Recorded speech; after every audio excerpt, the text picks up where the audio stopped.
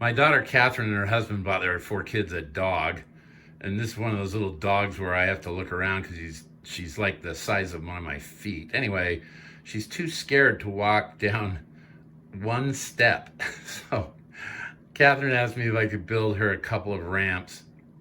So here we have a ramp for the dog. Guess what the dog's name is? Maggie, and they call her Margaret Thatcher. The Iron Lady.